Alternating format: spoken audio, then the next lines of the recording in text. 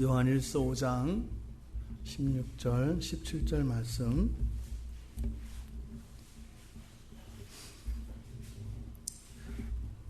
우리 같이 한 목소리로 함께 읽겠습니다.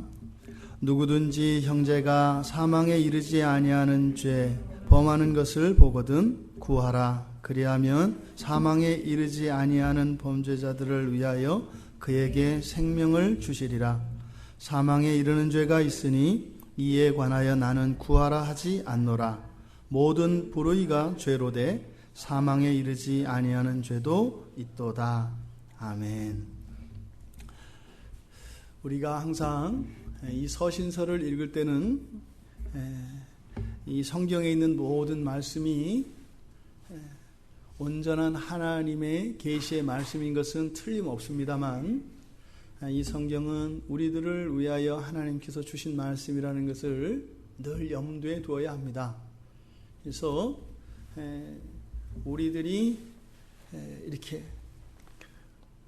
이루어내야 할 목표로서 주어진 성경책이 아니라 바로 이 말씀 위에 우리가 서서 살아갈 수 있도록 주신 은혜의 방편이라는 것을 꼭 기억하셔야 합니다. 특히 우리가 읽고 있는 지금 이 요한일서는 사도 요한이 요한 공동체의 지체들에게 쓴 편지라는 것을 기억하셔야 합니다. 그래서 여러 가지의 내용들이 있습니다만 항상 이 편지의 정황은 이 공동체의 현재의 삶이라고 하는 이 컨텍스트 하에 말씀이 주어진 것입니다. 그런데 이것을 떼어놓고 그저 거룩한 하나님의 말씀으로만 생각을 하면 그 말씀을 우리가 받기에 버겁습니다. 그래서 그 말씀을 지킬 수 없는 것 때문에 말씀과 멀어져 있는 나 자신을 발견함으로써 필요 없는 죄책감에 쌓이게 된다 이 말입니다. 하나님은 이미 우리가 소망 없는 죄인이라는 것을 이미 알고 계십니다. 그래서 구약에 있는 율법과 신약에 주어지는 이 모든 말씀들은 그러한 우리들을 구원하시는, 좀 더 거룩해지도록 하기 위한 하나님의 특별한 은혜의 말씀인 것을 기억하셔야 합니다. 그래서 오늘 이 말씀도 마찬가지입니다. 그래서 이 말씀을 통해서 나 자신 안에 있는, 내 안에 있는, 그리고 나의 삶 속에 배어 있는 이 지독한 죄의 본성, 그리고 죄를 향한 이 경향성들과 또 이 세상에 대한 사랑, 그러한 것들을 발견하여서 하나님의 은혜를 구하고 나를 정직하게 고백했을 때 도우시는 하나님의 놀라운 역사를 통해서 우리의 믿음이 더 굳건히 자라가고 하나님을 더 사랑하며 우리를 구원하신 예수 그리스도의 살아계심을 더 경험할 수 있게 되는 것입니다. 오늘 읽은 16절, 17절 말씀에 보면 범죄를 한 형제를 위하여 기도하라라고 하는 내용입니다. 그래서 범죄한 형제를 위하여 기도하라.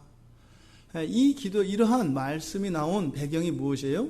지금 요한 공동체 안에는 형제들 간에, 자매들 간에 분열이 있다라고 하는 정황이 있습니다. 거기에는 영지주의 이단이 들어와서 참된 기독교 신앙의 교리를 훼손하고 오염시켜서 지체들 안에 이러한 혼란을 야기시킴으로 해서 지체들 간에 갈등이 일어나고 심지어는 지체들 간에 다툼이 일어나고 있는 그 교회의 정황에 이 말씀이 주어진 것입니다. 그러니 지금 여기서 범죄한 형제를 위해서 기도해라 라고 하는 이 말이 의도하는 바, 이것은 이 성경에 있는 이 구절들과 이런 내용을 다 모른다 하더라도 기본적으로 문자를 해독할 수 있는 사람이라면 이 글을 통해서 사도 요한이 하고 싶은 말이 무엇인지를 알 수 있습니다. 이게 무엇이겠어요? 사랑하라는 거죠. 서로 보다듬어주고 참아주고 오히려 그 약점 부분을 가지고 그것을 나무라거나 그것을 비난할 것이 아니라 오히려 그런 부분들이 보완되어지고 극복되어질 수 있도록 적극적으로 도우라는 이야기죠. 이 사도 요한이 하고자 하는 이야기가 바로 그것입니다. 그러니까 그 이야기를 누구든지 형제가 사망에 이르지 아니하는 죄 범하는 것을 보거든. 무슨 말이에요? 모든 형제들은 다 죄를 짓는다 이 말입니다. 흠이 있다 이 말입니다. 실수한다 이 말입니다. 때로는 상식에 벗어나는 일도 한다 이 말입니다. 그런데 그것을 뭐라고 이야기해요? 사망에 이르지 아니하는 죄다라고 해요. 이어서 이렇게 사망에 이르지 않은 죄를 범하는 것을 보거든 구하라 라고 했는데 거기에 하나님의 약속이 있어요. 이렇게 하지 않으면 나쁜 신자고 내 말을 들어야 착한 신자다. 따를 것이냐 말 것이냐 이것을 이야기하는 것이 아니라 약속을 제시합니다. 뭐예요? 그들을 위하여 그에게 생명을 주실 것이다. 무슨 말이에요? 범죄한 형제들을 위하여 너희가 기도하면 그 기도를 통해서 그 범죄한 그 형제에게 하나님께서 생명을 주시겠다 이 말이에요. 이 생명이라고 하는 것은 생명의 영향력, 생명의 능력 모든 것을 의미합니다. 그 무엇이에요? 굽어진 인격을 이렇게 펴주겠다는 겁니다. 꺾여 있는 사고와 가치관들을 하나님께서 바로 세워주겠다 이 말입니다. 바로 무엇을 통해서? 너희들이 서로를 위하여 하는 그 기도를 통해서 이렇게 해주겠다. 굉장한 약속인 것이에요. 지금 사도 요한은 이렇게 약속의 말씀을 이야기하면서 단서를 달고 있습니다. 그러면서 사망에 이르는 죄가 있다. 그러면서 사망에 이르는 죄에 대해서는 내가 기도하라고 너희들한테 시키지 않는다. 왜? 그건 너희도 어쩔 수 없는 것이다. 그래서 자칫 16절의 내용만, 상반절의 내용만 가지고 보면 범죄하는 성도들의 입장에서 오히려 사도 요한이 면죄부를 주는 것과 같이 오해할 소지가 있기 때문에 죄에 대해서는 단호하게 16절 하반절과 17절을 통해서 단호하게 선을 긋습니다. 이것은 죄를 범한 형제를 향하여 다른 지체들에게 권면하시는 사도 요한의 말씀이지, 죄를 범한 그 사람들이 다른 이들이 자신을 위하여 기도해 줘야 할 의무가 있다라고 하는 것을 말하는 것이 아니다 이 말입니다. 그런 거 있습니다. 종종 우리들이 살아가면서 실수하지 말아야 될 것은 무엇이냐면, 나의 형편이 어찌하든지 간에 누군가의 도움을 받게 되는 입장에 서게 되면 나를 도와주는 그 사람에 대해서는 왈가왈부해서는 안 됩니다. 그런데 교회 안에서조차 그런 실수를 많이 봐요. 어떤 필요를 위해서 도와주러 갔는데 이분이 이렇게 마음에 이렇게 상처를 받고 이렇게 화가 나서 돌아온 거예요. 무슨 일이에요? 그랬더니 너무 힘들어가지고 혼자 할 수 없을 것 같아서 일을 거들러 갔다 이 말이에요. 갔더니 지적만 받고 온 거예요. 왜냐하면 도와주려고 하는 이분이 지금은 건강하고 또 이렇게 힘이 있고 또 이렇게 도와주고자 하는 착한 마음이 있어서 찾아갔지만 모든 면에서 그분이 더 우월한 분일 수 있잖아요. 근데 지금 당장 그분이 그렇게 할 수 없는 그런 부득이한 상황이어서 일시적으로는 도움을 받아야 되는 상황일 수 있잖아요. 그랬더니 이제 가르치는 거죠. 그건 그렇게 하는 게 아니고 이렇게 하는 거고 저렇게 하는 거고, 이렇게 정말 말도 안 되는 이런 일이 있어서는 안 되지 않겠습니까? 도움을 받을 때는 어떻게 해요? 돕는 사람에게 대하여 감사해야 되는 것입니다. 무조건요. 무조건 감사해야 되는 것입니다. 지금 사도 요한이 죄를 지은 자를 위하여, 죄를 짓지 않은 다른 성도들이 그를 위하여 기도하라고 했을 때 이것은 그들을 향한 말씀이지 죄를 지은 자들의 권리에 대해서 이야기하는 것은 아니다 이 말입니다. 그래서 오늘 말씀을 통해서 우리가 기도에 대해서 한번 생각해 보기를 원합니다. 기도와 죄의 문제에 대해서 성경에 보면 우리가 기도해야 될 대상들에 대해서 성경에 제시되어 있습니다. 누구를 위해서 기도할 것인가? 누구를 위해서 기도해야 될까요? 모든 사람을 위해서 다 기도해야 될까요? 여기서 분명히 기도할 수 없는 상황에 대해서도 나옵니다. 그렇죠? 사망에 이르는 죄를 짓는 자에게는 기도해서는 된다, 안 된다? 안 된다라는 것이에요. 먼저 데살로니가전서 5장 25절에 보면 사도 바울이 데살로니가 교인들을 향하여 형제들아 우리를 위하여 기도하라. 성도들 간에 서로를 위하여 기도할 것을 이야기합니다. 하라라고 하는 명령법은 당위 이를 나타내기도 하지만 또한 의무를 나타내기도 합니다. 그래서 우리가 예수를 믿는 순간 우리에게 하나의 의무가 생겨지는데 그것이 무엇이냐면 기도하는 의무입니다. 기독교의 기도와 기독교 외의 다른 종교의 기도 사이의 큰 차이점 중에 하나가 이것입니다. 기독교에서는 기도하는 것이 우리들의 의무이기 때문에 나의 기분이나 나의 환경과 나의 여건에 의해서 좌우돼서는 안 된다 이 말입니다. 왜요? 이 사단이 권세를 잡고 있는 이 세상 나라에서 하늘나라 백성으로 이 세상을 살아가기 위해서는 절대적인 하나님의 은혜가 필요합니다. 단 한순간도 하나님의 은혜가 없고서는 우리는 우리의 정체성을 유지하며 살아갈 수 없습니다. 그러니까 하나님의 은혜가 우리는 끊임없이 공급되어야 합니다. 그런데 여러분들이 아시겠지만 여러분들이 여러분 스스로를 위하여 날마다 기도하시나요? 안 된단 말입니다. 또 날마다 성경을 보고 그리고 늘 말씀을 묵상하고 하나님의 은혜를 사모하면서 지내나요? 그렇게 안 된다 이 말입니다. 더더군다나 이 후기 산업사회를 살아가는 이 시대에서는 정신 차려보니까 주일이 되는 거예요. 주일 저녁에 집으로 돌아갈 때는 어떻게 해요? 이 한 주일을 말씀 안에서 살아가겠다. 정신 바짝 차리고 살아가야지 한단 말이에요. 근데 정신 차리고 오면은 일주일에 한 번씩 정신 차리는 게 대부분이다 이 말입니다. 또 한 주가 지나갔구나.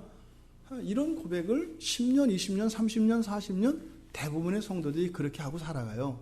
그런데 어떻게 그분들이 신앙을 잃지 않고 살아갈까요? 분명히 하나님의 은혜가 있지 않으면 그렇게 버틸 수 없다 그랬잖아요. 누군가가 나를 위해서 기도하는 거죠. 그러니까 항상 우리들이 가지고 있는 신앙이 늘 부끄럽잖아요. 하나님 아버지 앞에서 부끄럽잖아요. 죄송하잖아요. 근데 사실은 뭐예요? 우리가 부끄럽다고 여기는, 너무 믿음이 없다고 여기는 그것조차도 사실은 정말 내 안에 있는 그리스도를 향한 사랑과 그 믿음에 비하면 엄청 부풀려져 있는 거죠. 엄청 부풀려져 있는 거예요. 아니 지금도 소망 없는 죄인 같고 이거는 진짜 은혜도 모르는 것 같은데 이걸 부풀려졌다면 어떻게 하라고 그러나 그게 우리의 실존이에요. 그래서 하나님께서는 기가 막히게 우리 안에 계신 성령을 통하여 서로가 생각나게 하시고 함으로써 내가 기도 안 할 때 다른 지체로 하여금 생각나게 하셔서 그 은혜가 끊이지 않도록 하신다 이 말입니다. 그러니까 놀라운 거예요. 이 우주에 가득 찬 별들이 막 운행하는데 안 떨어지잖아요. 이 태양계 안에 있는 행성들이 수금지와 목토천의 명이 태양을 중심에서 안 떨어지잖아요. 안 부딪히잖아요. 이게 뭐예요? 우리의 구원이 유지되고 있는 거죠. 하나님의 질서가 유지되는 것, 그게 우리 안에 신앙이 유지되어지고 하나님의 은혜 안에 있는 것 똑같은 이치거든요. 하늘의 별이 왜 안 떨어져요? 하나님께서 붙잡고 계시기 때문이에요. 우리가 왜 신앙을 안 버려요? 은혜가 끊이지 않기 때문이에요. 나는 시험에 들었어, 은혜가 없어, 바닥에 났어 이렇게 이야기하지만 그렇게 말하는 것 자체도 은혜가 그 사람을 붙들고 있기 때문에 그렇게 할 수 있는 거죠. 은혜가 떨어지면요, 당장이라도 하나님을 저주하고 떠날 사람들입니다. 그런데 그렇게 하지 않는 것, 바로 누군가가 나를 위하여 기도하기 때문이라는 것이에요.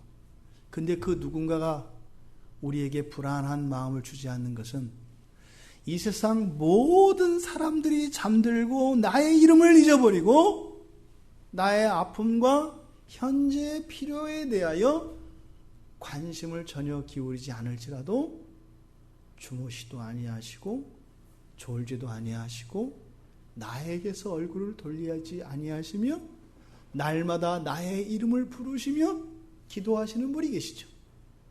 바로 중보자이신 예수 그리스도이십니다.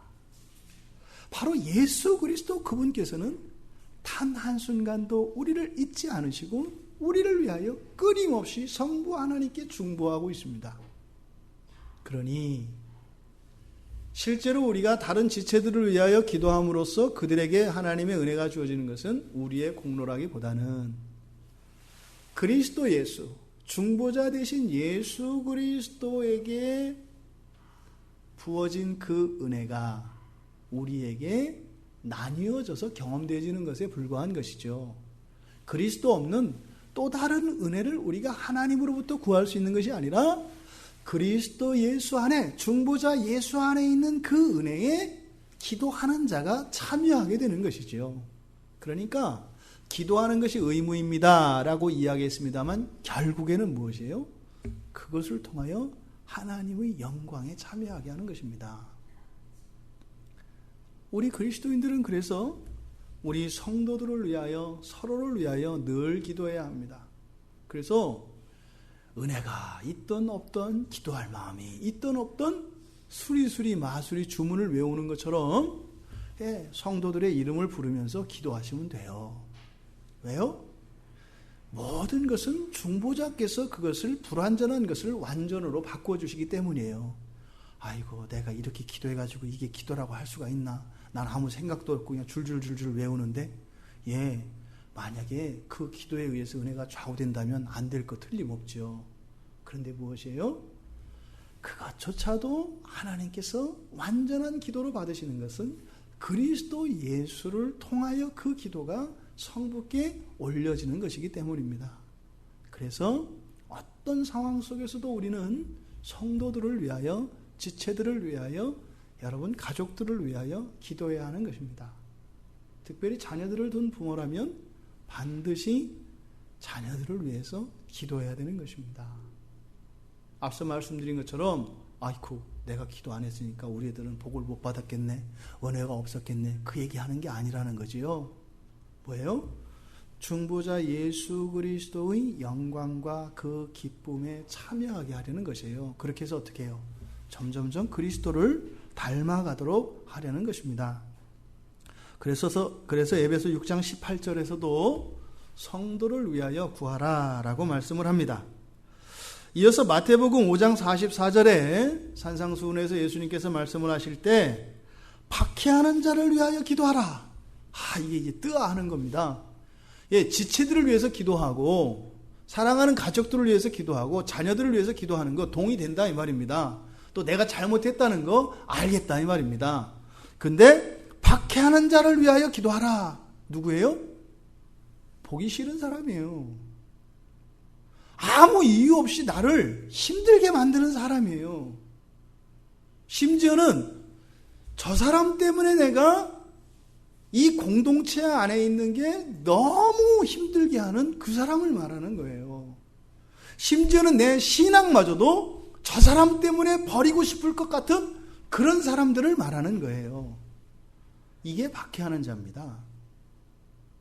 이게 무슨 사도 바울과 같이 복음을 전하는데 복음을 막 그 복음 전하는 것 때문에 죽이려 하고 이러면 폼 나잖아요.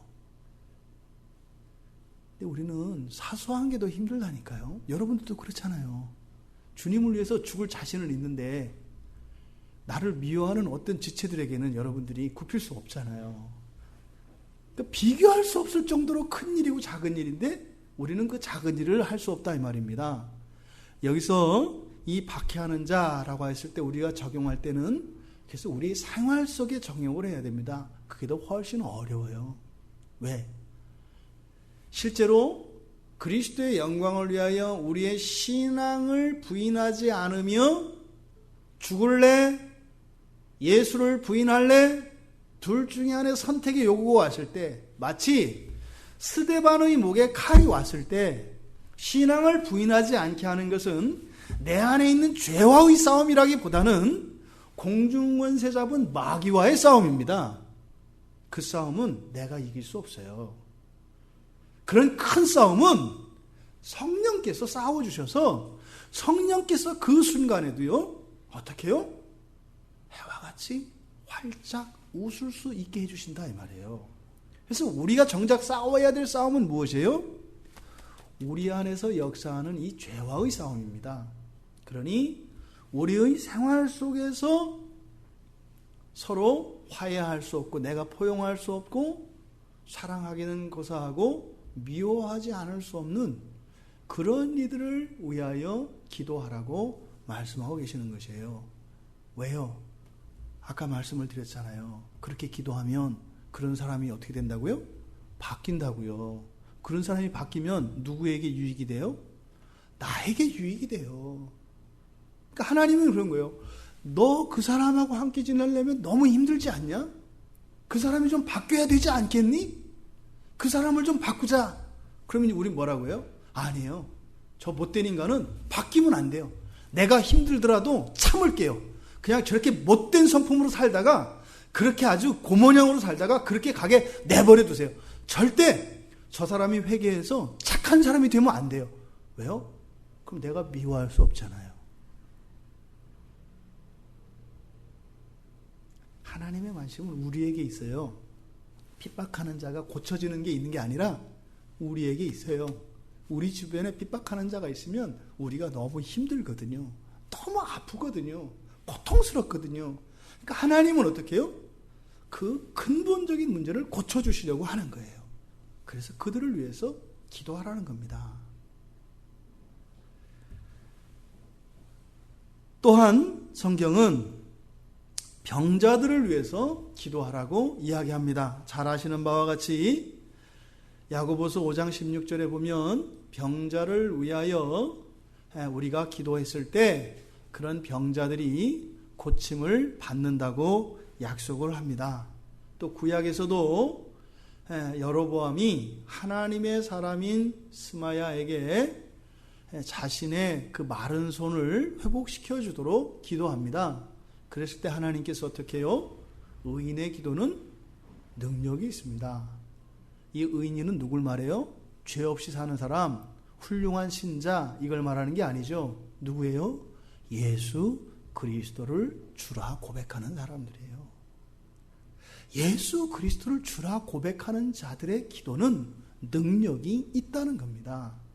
영적인 능력뿐만 아니라 이 물질 세계, 이 세상에도 능력이 있다는 것입니다. 그래서 병자를 위해서 기도하라고 합니다. 또 예수님께서 제자들과 변화산에서 내려왔을 때 귀신 들린 아이를 어찌하지 못하고 쩔쩔매고 있는 장면이 있습니다. 그때 마가복음 9장 29절에서 예수님께서 기도 외에는 이런 종류가 나갈 수 없다라고 말씀을 하세요. 그래서 귀신 들린 자들을 위하여서도 기도하라고 말씀을 합니다. 왜요? 예수의 이름은 존귀한 이름이기 때문에 예수의 이름은 능력이 있거든요.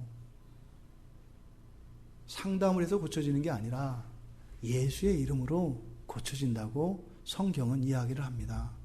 바로 이런 자들을 위하여 그런 자들이 기도의 대상이 되어진다고 성경은 분명히 이야기합니다. 그렇다면 어떤 것들을 우리가 기도해야 될 내용들은 무엇이겠는가? 무엇을 기도해야 되는가? 먼저 마태복음 6장 33절에서 무엇보다 우리가 먼저 구해야 할 것에 대해서 예수님께서 가르쳐 주십니다. 무엇이에요?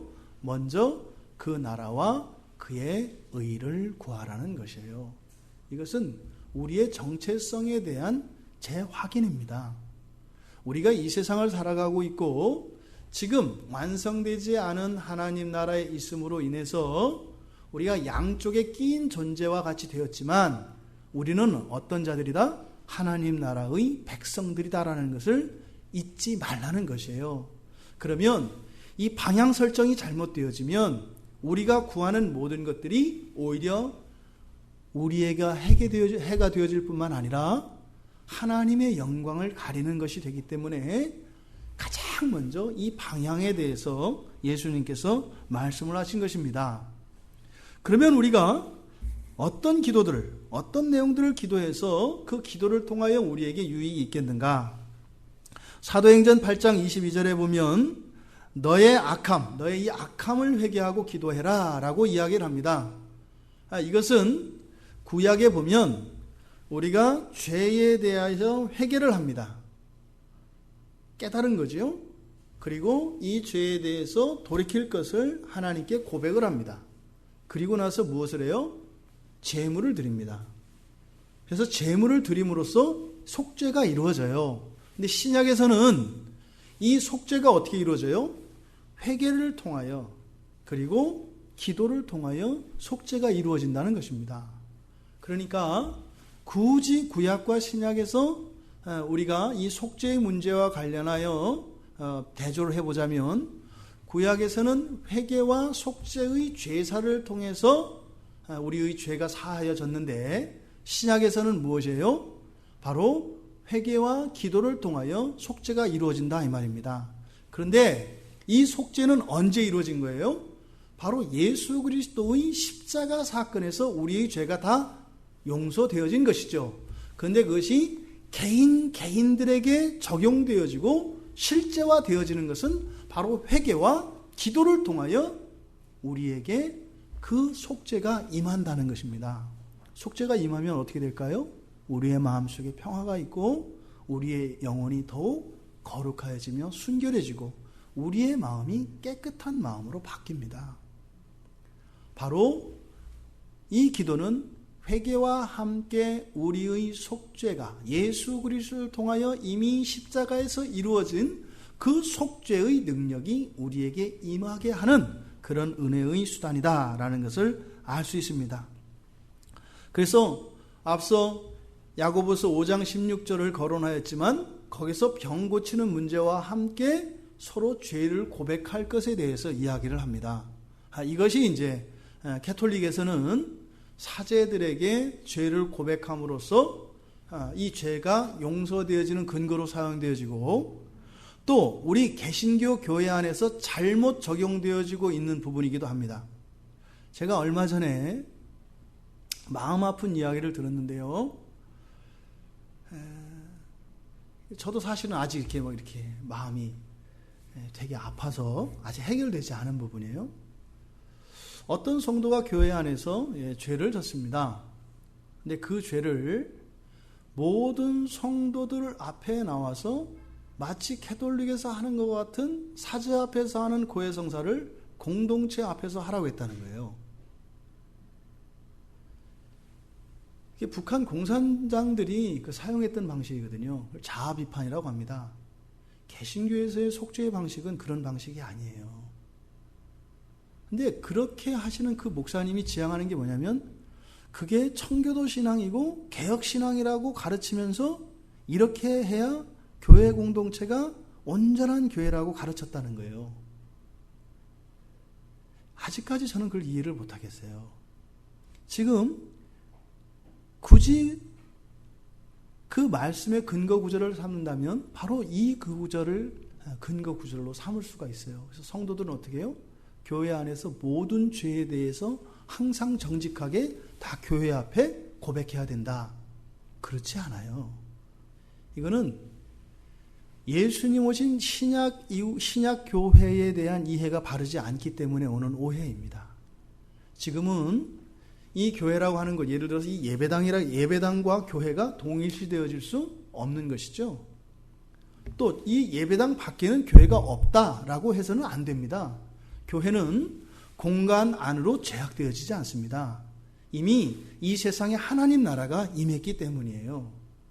그러니까 마치 이 예배당에 있는 이 교회, 이 교인들로 구성되어져 있는 이 지교회가 온전한 교회인 것으로 알고 그렇게 했을 때는 어떤 일이 일어날까요? 자칫 잘못하면 그 지체가 신앙을 버릴 위험성도 있어요. 이게 아직 끝나지 않은 문제여서 저도 지금 기도하는 제목입니다. 어찌하였든 이 죄를 고백하며 기도하라고 하는 것은 속죄와 관련이 있다. 이렇게 정리하고 그 다음에 구약에 가보면 예레미야 선지자가 성읍을 위하여 기도할 것을 이야기합니다. 사도 바울이 디도에게 디도서 3장 1절에 보면은 통치자들을 위하여서도 그들에게 복종하고 순종하며 선한 일을 하도록 권하는 그런 장면이, 그런 말씀이 나와요. 그러니까 우리 그리스도인들은 예수를 믿는 사람들이든 교회를 다니는 사람들이든 안 다니는 사람들이든 이 나라, 이 민족을 위하여 기도해야 될 의무가 있는 사람들입니다. 왜요? 우리들이 그리스도인이기 때문에 우리들의 기도를 하나님이 들어주시기 때문이에요. 어찌하였든 이 나라가 무너지면 우리도 신앙을 붙들고 있기가 어렵습니다. 그래서 항상 기독교인들은 시사에도 관심이 있어야 되는 거예요. 지금 창궐 하고 있는 이 메르스 바이러스에 대해서 여러분들은 영적으로 나름대로 해석을 하셨나요? 그것을 대놓고 공공연하게 이야기할 것은 아닙니다만 이런 국가적인 사태, 이런 국가적인 큰 재난에 대해서 여러분들은 신앙적으로 영적으로 이것을 해석할 수 있는 해석 능력이 있으셔야 돼요. 이것이 의미하는 바가 무엇인지. 근데 그거를 막 이렇게 해서 뭐 예전에 일본에 그 쓰나미가 일었을 때처럼 일본 벌 받은 거다 이렇게 몰상식한, 그래서 이상한 무례한 기독교인이 되어서는 안 되고 개인적으로 적용을 시키며 하나님께서 그래도 이 나라를 붙들고 계시고 하나님이 이 나라를 선한 길로 인도하고 계시는구나. 하지만 이것으로 인한 피해와 그 피해자들이 겪어야 되는 아픔, 이런 것들에 대해서는 또 우리 같이 공감해야 된다 이 말입니다. 성읍을 위하여, 이 지역사회, 이 민족과 국가를 위하여 또한 우리가 기도해야 합니다. 골로새서 4장 3절을 보면 사도가 전도를 위하여 기도해달라고 합니다. 그러니까 이 땅 가운데 하나님 우리 주 예수 그리스도의 복음이 편만하여지기 위하여 대적하는 세력들이 있습니다. 사탄이 부리는 천사들이 있다 이 말입니다. 전에 우리가 살펴보았던 것처럼 다니엘의 기도가 금방 안 들어졌던 이유는 뭐라고요? 영적인 세력들이 그 기도를 막았기 때문이라고 하거든요. 영적인 싸움이 일어납니다. 그러니까 우리가 성읍을 위하여 기도하고 또 주의 복음이 전파되도록 기도함으로써 이런 일들이 다 가능하다 이 말입니다. 눈에 보이지 않는 영적인 세계에서 일어나는 이런 영적인 전쟁을 위하여서도 기도하라고 성경은 이야기합니다. 또 우리들 개인들을 위해서 기도할 때 마태복음 26장 41절에서는 우리가 시험에 들지 않도록 깨어있고 시험에 들지 않도록 기도하라고 합니다. 여러분들 기도를 마음먹고 한 열흘만 쉬어보세요. 작정하고 그러니까 기도를 쉬라는 것은 기도 시간을 안 갖는 것뿐만 아니라 주님께 의지하는 이 모든 것들을 내려놔 보라는 거예요. 진짜 하면 안 돼요. 그렇게 하라는 거 아니죠. 그렇게 하면 대박의 시험 듭니다. 내가 예수를 정말 믿었나? 많은 기독교인들 가운데요, 구원의 확신에 대해서 고민하는 분들이 의외로 많아요. 이분들은 진짜 구원을 받았냐 안 받았냐의 문제가 아니라 그분들이 기도하고 있지 않은 게 문제예요. 기도하고 있지 않기 때문에 그 시험에 들어서 혼란의 무적용 속으로 빠져버리는 거거든요. 그러니까 구원의 확신을 갖기 이전에 먼저 어떻게 해야 돼요? 기도를 회복해야 돼요. 그러지 않으면 그러니까 시험 밖으로 나왔을 때 바르게 판단하고 분별할 수가 있지, 시험 안에 들어서는 아무리 앞으로 가는 것 같지만 아들 개에게 똑바로 걸으라고 하면서 시범을 보이는 어미개와 같다 이 말입니다. 시험 속에 들으면 그렇게 되는 거죠. 그래서 시험에 들지 않도록 기도하라고 하십니다. 또 사도행전 8장 15절에서는 성령 받기 위하여 기도하라고 이야기를 합니다. 여기서 성령 받는다라고 하는 의미는 그러면 내가 기도하면 성령이 들어오시고 기도 안 하면 성령이 나가셨다가 또 기도하면 들어오고 기도 안 하면 나가고 이런 개념이 아니죠.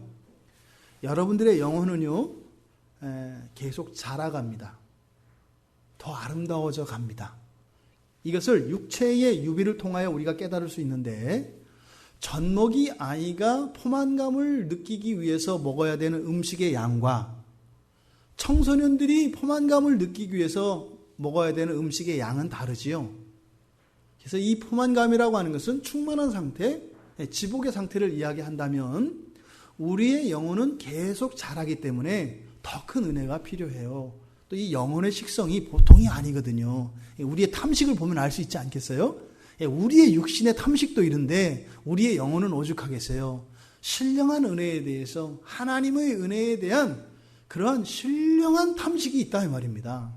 그래서 성령 받기를 위하여 기도하라는 것은 무엇이에요? 성령의 은혜가 계속적으로 더 많이 더 우리에게 필요하다는 것을 가르쳐 주시는 것이에요. 근데 이 성령의 은혜가 바로 기도를 통해서 공급된다는 거죠. 그래서 우리 개혁신앙 안에서도 바로 은혜의 방편으로서 기도를 이야기하는 것입니다. 또 야고보 형제는 예수님의 형제인 야고보는 5장 13절에서 고난당하는 자가 있느냐? 그러면 어떻게 해라? 기도해라 그럽니다.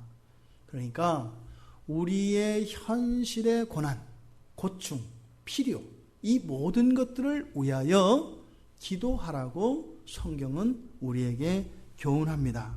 심지어 예수님께서 가르쳐 주신 그 기도에서는 무엇을 위해서 기도해요? 일용할 양식을 위해. 일용할 양식은 뭐예요? 한 끼 식사란 말입니다. 한 끼 식사를 위하여서도 기도하라고 말씀하시지 않습니까? 그러니까 이 모든 기도에 대한 모범이 바로 예수님이 가르쳐 주신 그 기도에 대한 그 가르침에 다 들어 있습니다. 하지만 사도들이 기록한 이런 서신서들에서 우리에게 교훈하였던 이 기도의 내용들은 실천적으로 우리의 삶 속에 어떻게 기도할 것인가 하는데 유익을 줍니다. 자, 그런데 오늘 본문에서는 좀 낯설고 좀 모순이 되는 것 같은 그런 기도 내용이에요. 내가 나의 죄를 깨닫고 회개하며 속죄를 위해서 기도하라는 것은 이해가 됩니다. 그런데 지금 여기서는 어떻게 해요? 범죄한 그 형제를 위하여 기도하라는 거니까 결국에는 그 형제가 지은 죄, 그것이 용서되도록 하나님께 기도하라는 것이에요. 또 그렇게 하면 생명을 주신다. 용서뿐만 아니라 그 사람을 온전하게 만들어 주신다라고 하는 약속이 있다 이 말입니다. 그런데 로마서 6장 3절은 분명히 이야기합니다. 죄의 삭은 무엇이라고요? 사망이라고요. 그런데 지금 이 성도들이 짓는 죄, 이것을 사망에 이르지 아니하는 죄라고 함으로써 우리가 기도하게 했는데 만약에 이것이 사망에 이르게 하는 죄라면 뒤에서 하지 말라고 했잖아요. 그러니까 로마서 6장 23절의 말씀과 부딪힌다 이 말입니다. 그러니까 이 죄에 대해서 우리가 분별할 것을 성경은 우리에게 요구합니다. 사망에 이르게 하는 죄, 또 사망에 이르게 하지 않는 죄, 이것이 무엇이겠는가? 이것에 대해서 많은 분들이 관심을 많이 갖습니다. 이거 성령 회방죄, 이거 절대 구원받을 수 없는 무시무시한 죄가 하나 있는데 이게 뭘까? 이게 풀리지 않은 수수께끼죠. 왜? 누구한테 들어도 개운하지가 않거든요. 만약에 하나 이게 거기에 해당되면 어떡하지? 이거는 한번 은사를 맛보고 성령의 비침을 당하고도 이거는 도저히 이거는 소망이 없다던데 내가 만약에 여기에 걸려들면 어떻게 되나 하는 이런 불안 심리가 있어요. 근데 오늘 그 문제도 해결되셨으면 좋겠어요. 근데 어찌했든 지금 여기서 바로 사망에 이르지 아니한 죄를 범죄한 성도, 범죄한 형제를 지칭하는 것인데, 바로 이 죄에 대해서 여기서 사실은 관심이 이 죄에 대한 관심보다는 무엇에 더 관심이 있어요? 먼저는 나, 그리고 다음은 그 사람. 그래서 나와 그 성도, 뭐예요? 교회지요. 그러니까 교회를 세우는 일에 관심이 있어서 거기에 포커스가 맞춰진 포커스가 있는 그러한 말씀이세요. 그러니까 지금 여기서 어쨌든 주시는 이 말씀, 범죄한 형제가 죄가 용서를 받도록 기도하라고 하는 이것은 사실은 포용과 용서를 초월하는 기독교 신앙의 신비를 가르치는 겁니다. 형제의 죄진 형제를 위해서 기도해라 했을 때 딱 우리가 받아들이는 느낌이 뭐예요? 용서해라, 포용해라, 어떻게 해요? 더 훌륭한 인격자가 되어라, 이렇게 도덕적 정언명령으로 받아들일 가능성이 많아요. 이것은 일반 종교 그리고 일반 도덕에서 명하는 정언명령이죠. 근데 지금 여기서 하는 것은 무엇이에요? 약속이 있잖아요. 그렇죠? 뭐 한다? 생명이 그에게 공급되어진다. 그러니까 놀라운 겁니다. 단지 용서할 수 있는 인격자가 되라. 그리고 다른 사람들의 잘못을 포용할 수 있는 너그러운 사람이 되라. 그래서 훌륭한 사람이 되어라. 이 얘기가 아닌 거예요. 뭐예요? 하나님이 하실 일에 대해서 말씀하고 계시는 것이에요. 그걸 통해서 그 사람도 고치고 너에게 평화도 임하고, 그래서 교회 공동체가 거룩한 공동체로, 참된 성도의 공동체로 세상에 소금과 빛의 역할을 감당할 수 있는 등대가 될 수 있도록 하시려고 하는 놀라운 구원의 계획에 관한 말씀을 이렇게 하신 거다, 이 말입니다.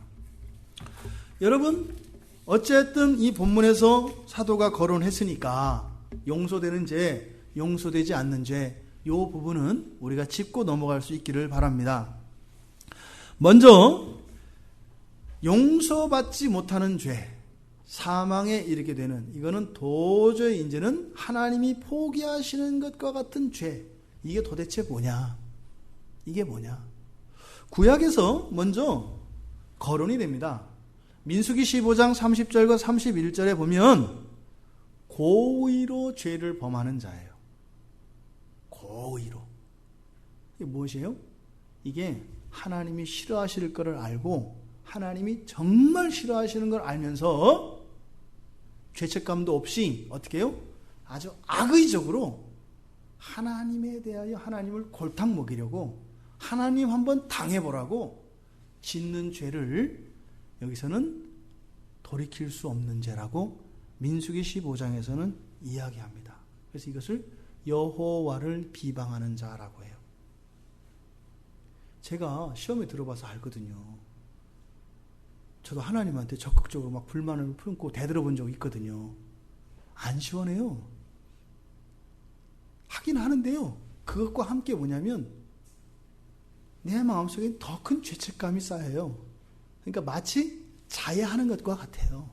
하나님을 향해서요, 하나님 말씀에 불순종하고 하나님 원망하고 막 토해내잖아요.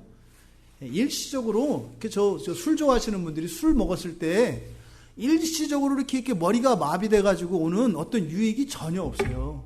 하나님을 원망하고 불평했을 때는 뭐예요? 그냥 자해하는 것밖에 안 돼요. 근데 지금 여기서 말하는 건 뭐예요? 쾌감을 느끼는 겁니다. 여호와를 비방하는데 거기서 즐거움이 느껴지는 걸 말하는 거예요. 이사야 선지자도 22장 14절에서 좀 더 적극적으로 이야기합니다.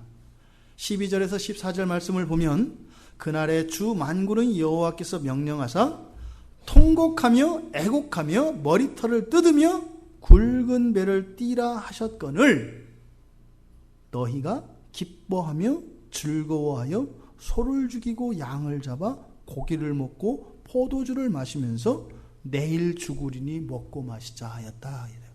똑같은 말씀이에요. 똑같은 말씀입니다. 그래서 이러한 죄는, 진실로 이 죄악은 너희가 죽기까지 용서하지 못할 것이다. 이렇게 얘기합니다. 용서받을 수 없는 죄에 대해서요. 이것을 신약에 오면 보통 성령 회방죄라고 이야기합니다. 그리고 배교하는 죄라고 이야기를 합니다. 그래서 히브리서 6장 4절에서 6절, 그리고 히브리서 10장 26절에 보면 예수를 믿고 타락한 자들이라고 해요.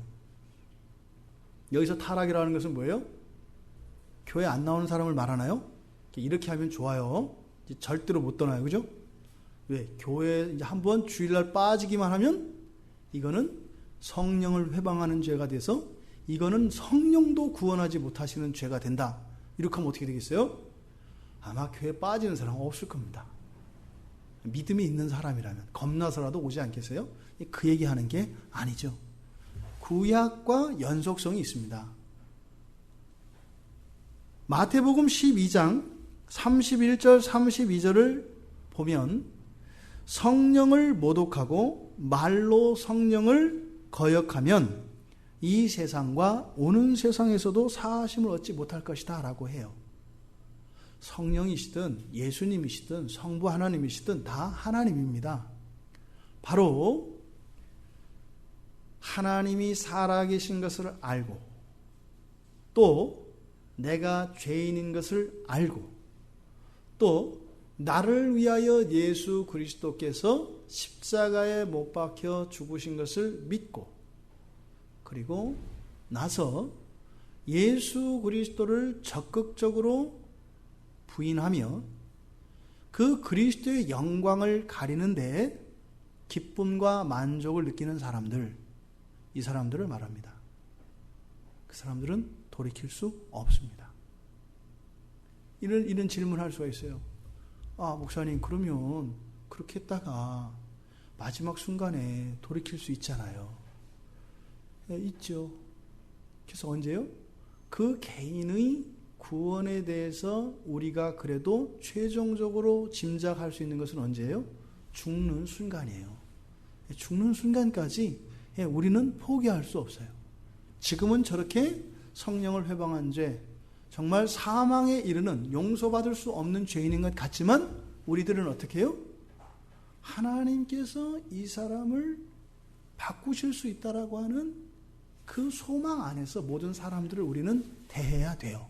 하지만 나에 대해서는 어떻게 대해야 돼요? 엄격한 잣대를 대해야 합니다. 그래서 여러분들이 함부로 신앙이 침체로 들어가거나 시험에 빠지는 것을 우리의 죄성을 핑계 삼아서 당연한 것으로 여겨서는 안 돼요. 물론 그것이 여러분들의 구원에 대한 불안감을 가져서는 절대 안 되지요. 하나님께서 우리를 붙잡고 계신 것을 믿는 믿음 안에서 우리가 자꾸 죄를 추구하려고 하는 우리의 이 죄로 추구하려는 이 죄의 성향에 대해서는 자갈을 매겨야 된다, 이 말입니다. 여기서 지금 요한 1서 5장에서 이야기하는 사망에 이르게 하는 죄, 사망에 이르는 죄, 도저히 용서받을 수 없는 죄, 이것은 지금 이 문맥에서는 무엇을 이야기하는가 하면 바로 우리가 보았던 요한일서 5장 6절을 보면 6절에 이는 물과 피로 임하신 이시니 곧 예수 그리스도시라. 물로만이 아니요 물과 피로 임하셨고 증언하는 이는 성령이시니. 바로 이 6절 말씀에 대한 확정이고 재해석입니다. 바로 뭐라 그랬어요? 말로 성령을 부인하는 것, 그 말씀을 거부하는 거라 그랬죠. 지금 성령의 증언을 6절에서 예수님이 누구시다? 그리스도다라고 하는 것을 누가 증거했다는 거예요? 성령님이 증거했다라는 것이에요. 그러니까 여기서 사망에 이르게 하는 죄, 사망에 이르는 죄는 무엇에 대해서 얘기하는 거예요? 앞서서 제가 배교자 이런 거를 쭉 이야기했습니다만 결국 그것을 한 단어로 하면 뭐가 돼요? 불신자가 되는 거예요. 지금 사도 요한이 우리에게 가르쳐주고 있는 죄에 대해서 죄의 경중을 이야기하는데 가장 큰 죄가 뭐라고 얘기하는 거예요? 예수 믿지 않는 죄라고 말하는 거예요. 여러분들한테 여쭤볼게요. 여러분도 그렇게 생각하세요? 예수 믿지 않는 죄가 제일 큰 죄라고 생각하세요? 그렇게 생각 안 하세요, 대부분. 왜요? 예수 믿지 않는 사람은 여러분들이 포용할 수 있지만 예수 믿으면서 못된 사람들은 포용 안 하잖아요. 예수 믿지 않는 사람 때문에 여러분들이 그 불쌍해하고 가슴이 찢어지는 적이 없지만 말 한마디로 여러분에게 상처를 준 사람을 향한 분노심과 적개심으로는 여러분의 심장과 여러분의 오장육부가 갈갈이 찢어지잖아요. 지금 요한 공동체 사람들이 그랬던 거예요. 정신 차려라. 진짜 죄인은 누군 줄 아니? 사방을 둘러봐라. 예수가 그리스도인 것을 부인하는 이 무지막지한 죄인들 가운데에서 왜 너희들끼리 치고받고 서로 다투고 시기하며 의심하며 그렇게 정죄하며 살아가고 있는가? 너희들이 저기 있는 자들인데 여기에 너희들을 옮겨놓으신 예수 그리스도의 그 구원의 은혜가 도대체 너희들에게는 왜 없는가? 라고 사도 요한은 이야기하고 있는 것입니다. 바로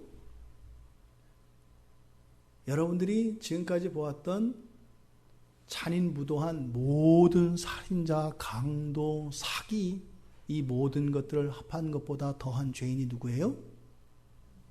예수를 그리스도라 인정하지 않고 부인하는 사람들이에요. 근데 우리가 어떻게 살고 있는가 봐요. 세상과 타협하며 살아가는 것을 사랑이라고 생각하고 살아가고 오히려 사랑하고 기도해야 될 지체들에 대해서는 정죄하고 그들의 죄를 큰 것으로 여긴 것으로 살아가는 우리들 안에 이 잘못되어진 왜곡되어진 이런 우리들의 지식을 우리들의 가치관을 살펴보라 이 말입니다. 무서운 얘기예요. 신앙을 떠나서 내 동생이 학교에 갔는데 다른 아이와 싸우고 있는 거예요. 그런데 보니까 내 동생이 뭔가를 잘못을 했대요.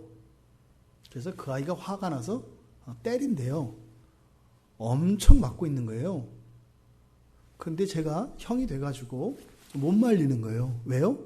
얘기를 들어보니까 동생이 한 짓이 맞아 싼 거예요. 그냥 두면 될까요? 형제는 그러면 안 되는 거예요. 형제에게는 옳고 그름의 잣대를 가지고 판단하는 게 아니에요. 성도들 간에는 그렇게 판단하는 게 아니에요. 그리고 옳고 그름의 그 기준은 뭐라고요? 오직 예수 그리스도라고 이야기하는 것이에요. 요한 공동체 안에 있었던 이런 문제들이 오늘날 우리들에게도 동일하게 있습니다. 심지어는 여러분 가정에도 있고요. 우리 가정, 우리 교회도 있을 수 있습니다. 하지만 우리 평촌광야교회 공동체는 이런 일이 없기를 바랍니다. 그리고 우리 평촌광야교회 모든 지체들의 가정에서 이런 일 없기를 바랍니다. 예수님이 우리에게 주신 이 값지고 거룩한 교회, 그 가정을 우리는 잘 지키고 잘 누려야 됩니다. 우리들이 그렇게 되기를 바랍니다. 하지만 여러분, 앞서 말씀드린 것처럼 죄 지은 형제를 위해서 기도하라고 하는 이 말이 우리가 죄를 지을 수 있는 것에 대해서 가능성을 열어준 것이라고 생각해서는 안 된다라고 말씀을 드렸습니다. 그래서 본문 말씀을 보면 뭐라고 이야기하냐면 이 모든 죄에 대해서는 17절에 모든 불의가 죄라고 해요. 그래서 신약 성경에서 항상 모든 이 말은 어떻게 이해하셔야 된다고 그랬죠? 예외 없이 전부 해서는 우리한테는 어떻게 해요? 의미로 안 와닿아요. 모두라는 말은 없는 것과 같기 때문에 모두 사랑해 주시면 하나님의 사랑이 안 느껴져요. 그러니까 어떻게 돼요? 나를 사랑해야 사랑을 느껴진다 이 말이에요. 그러니까 어떻게 해라? 모든이라는 말이 나오면 항상 예외 없이라는 말로 받아들여 바꿔서 성경을 읽어라. 그래야 이게 이해가 돼요. 여기서 모든 불의, 그러니까 뭐예요? 예외 없이 이 말이에요. 불의라고 번역되어진 이 단어는 뭐예요? 의가 아닌 것입니다. 예외 없이 의가 아닌 것은 죄다. 바로 죄에 대해서는 사도 요한이 분명히 못을 받고 있습니다. 의는 뭘까요? 율법을 완전히 다 지키는 거예요. 이 구약적 율법의 이 죄는 하나님의 말씀을 완전히 순종할 뿐만 아니라, 그러니까 불순종하지 않은 것뿐만 아니라 순종해야 돼요. 순종하는 것뿐만 아니라 전심을 다해서 순종해야 돼요. 이게 의예요. 성경에서 율법적으로 요구하는 의예요. 근데 이것이 예수 그리스도를 믿는 이후에 어떻게 돼요? 예수 그리스도를 믿는 믿음 밖에 있는 것들은 다 의가 아니죠. 예수 그리스도 안에만 의가 되는 거죠. 너희들이 지금 교리를 가지고 형제들 간에 나누는데 예수 그리스도, 성경을 가지고 예수 그리스도로 바깥으로 나가면 어떻게 된다는 거예요? 그것은 다 불의가 된다라는 거예요. 이 죄에 대해서는 엄격하게 사도 요한이 이야기합니다. 그것을 모든 불의는 다 죄다. 하지만 예수 그리스도 안에 있기 때문에 이게 어떻게 된다? 의 안에 있게 된다. 그러니까 성도의 죄는 분명히 죄다. 그러니까 나 자신에 대해서는 엄격하게 이 죄에 대해서 미워하고 죄에 대해서 혐오하고 결벽증을 느낄 정도로 죄에 대해서는 민감하게 반응하되, 지체들에 대해서는 어떻게 해요? 신앙 공동체 안에서는 예수 안에 의로 여기고 그들을 위하여 기도함으로써 교회 공동체를 온전히 세워라. 이렇게 이야기하는 겁니다.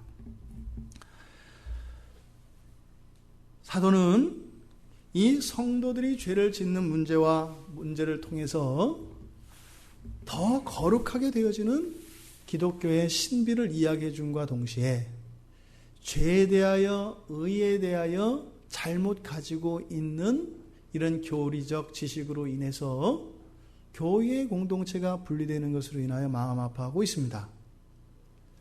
최홍숙 교수님 오셔서 그때 주셨던 말씀 잘 기억하시죠? 사랑이 아니면요 모든 게 다 아니라 그랬죠. 똑같은 말씀입니다. 어떠한 것도 교회 공동체 안에서 분리를 일으키는 것은 그 어떤 것으로도 그것은 그 명분이 되어질 수 없고 정당화되어질 수 없습니다. 오히려 성경은 우리에게 그 아픔과 불편과 고난을 감수하라고 이야기합니다.